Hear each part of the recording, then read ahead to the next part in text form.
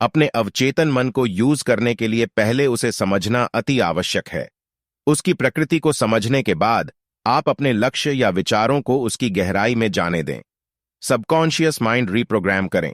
यदि आपको 1% का भी विश्वास हो कि अवचेतन मन आपका जीवन बदल सकता है, तो उस 1% विश्वास को बड़ा कीजिए। मैं दावे से कह सकता हूं कि आपका जो भी लक्ष्य होगा, उसे पाने में आप जल्दी ही सफल हो जाएंगे। अवचेतन मन अर्थात दिमाग का वह भाग जो अधिकतर सुप्त रहता है। अवचेतन मन किसी भी बात का विरोध नहीं करता, ना ही कोई सवाल करता है।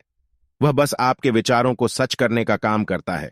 अवचेतन मन को समझने के लिए चेतन मन के बारे में जानना आवश्यक है। सरल भाषा में कहूं तो मन के 2 हिस्से होते हैं। एक मन है चेतन मन अर्थात तार्किक मन। आप जो सोच रहे हैं, चीजों का आकलन कर रहे हैं, ये सारे क्रियाकलाप चेतन मन द्वारा कर रहे हैं। दूसरा हिस्सा अवचेतन मन, सबकॉन्शियस माइंड अर्थात अतार्किक मन, जो तब तक सोया रहता है जब तक आप जागे हुए तथा मन को सोचने या कुछ काम में व्यस्त रखते हैं। एक आम इंसान का अवचेतन मन अर्थात सबकॉन्शियस माइंड अक्सर सोते समय ही जागृत होता है। दिन भर आपने जिन बातों पर अधिक बल दिया होता है, उसे रियलिटी में लाने के लिए वह काम करने लगता है। अवचेतन मन सोचने का काम नहीं करता, वह तो बस आपकी भावनाओं से भरे विचारों को सच करने का काम करता है। इसीलिए तो कहते हैं, जैसा सोचोगे वैसे ही बन जाओगे। अवचेतन मन को दूसरे शब्दों में सोल, स्पिरिट या आत्मा भी कहते हैं। अब यदि मैं अपने आध्यात्मिक भाषा में समझाऊं तो यह बहुत समझना अत्यंत सरल हो जाएगा। हम जिस ईश्वर के संतान हैं, उसकी सारी शक्तियां हमारे अंदर हैं। बस हम सुप्तावस्था में हैं या फिर अपनी शक्तियों से अनजान हैं। कुछ उदाहरण देना चाहूंगा। हेलन केलर जो कि अपंग होने के बावजूद भी एवरेस्ट पर चढ़ गईं। कैसे? उत्तर है अवचेतन मन को अपने बस में करके। एक बच्चा जो ना जाने कैसे एक स्थान पर खड़ी ट्रक के पहिए के नीचे आ गया। उसकी मां ने मदद के लिए बहुत आवाज दी, किंतु आसपास कोई नहीं था।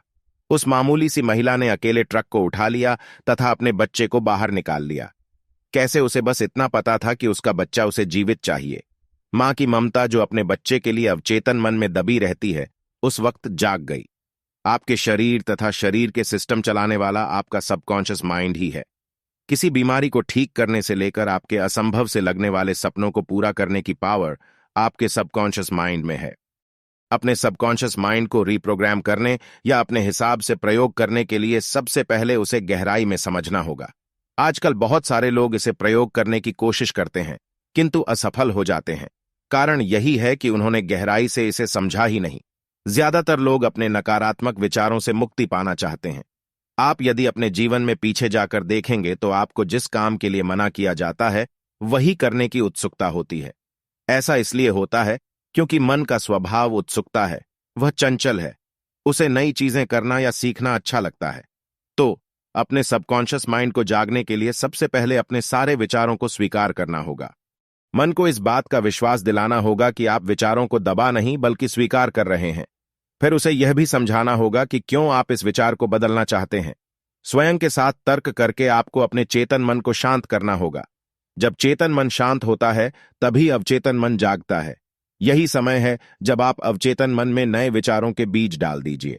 अवचेतन मन को सक्रिय करने के लिए चेतन मन का शांत होना अति आवश्यक है।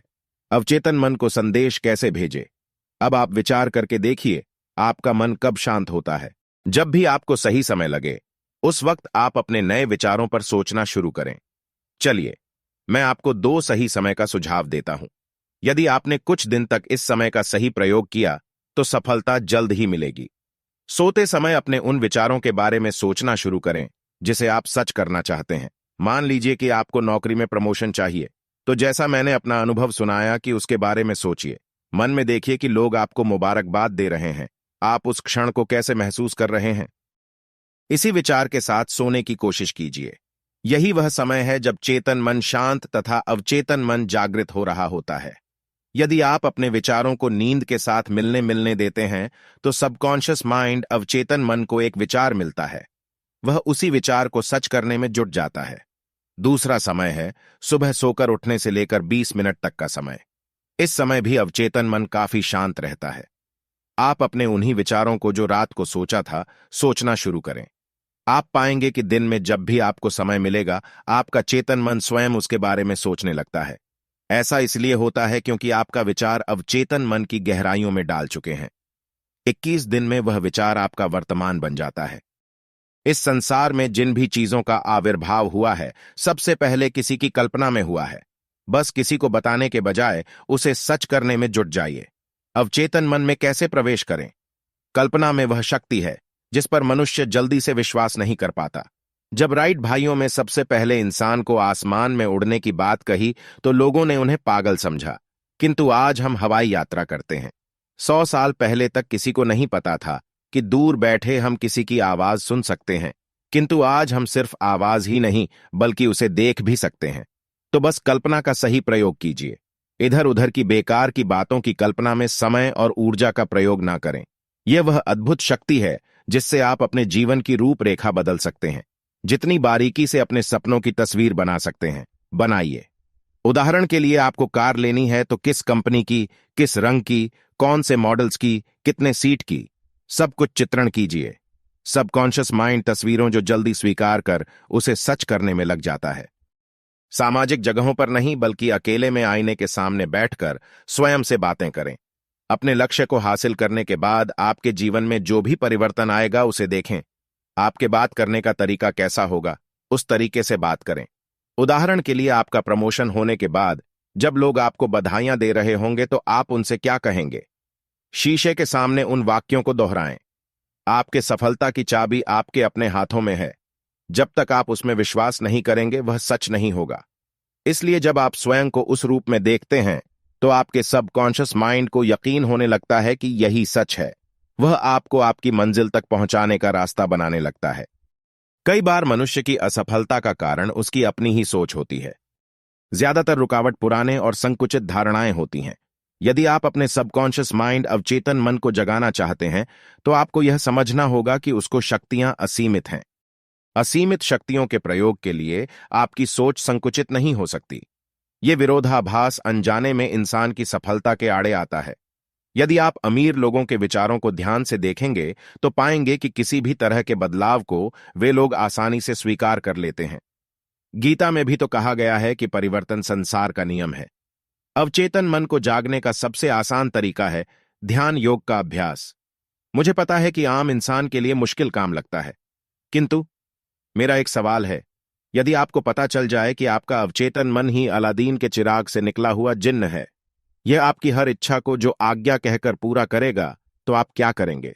क्या आप इतने बड़े तोहफे के लिए स्वयं के साथ 30 मिनट नहीं बिता सकते? सफल लोगों की कैटेगरी में आना है तो उनकी दिनचर्या गौर से देखें। दौलतमंद लोगों के दिन की शुरुआत ध्यान से ही होती है। क्या आपने गौर किया है कि अक्सर इंसान भूतकाल की यादों या भविष्य की कल्पनाओं में जीता है? भूतकाल से सीख लेकर आगे बढ़ना ही समझदारी है, क्योंकि सीख के अलावा सब कुछ कचरा होता है। अवचेतन मन को जागने का एक तरीका यह है कि अपने लक्ष्य की पूर्ति के बाद आपके जीवन में जो भी परिवर्तन आएगा उसे आज से ही जीना शुरू करें। उदाहरण के लिए आप कैसे कपड़े पहनेंगे, किस तरह से चलेंगे या बात करेंगे, अपनी जो भी नई पहचान बनाना चाहते हैं उसे आज से ही करना शुरू कर दें। अवचेतन मन सिर्फ एक सिद्धांत पर काम करता है, वह ये कि आप जो करना चाह रहे हैं उसके बारे में आप क्या सोचते हैं। क्या आपको शक है कि यह होगा या नहीं होगा? तो यकीन मानिए, नहीं होगा। अपने अवचेतन मन को यूज करने के लिए पहले उसे समझना अति आवश्यक है। शुरू में हो सकता है कि आपका चेतन मन तर्क करेगा और आपको कई बहाने भी दिखाएगा, परिस्थितियों का बहाना, लोगों का बहाना, समाज का बहाना। किंतु यदि आपकी इच्छा शक्ति इन बहानों से अधिक शक्तिशाली होगी तो आप इन पर ध्यान नहीं देंगे।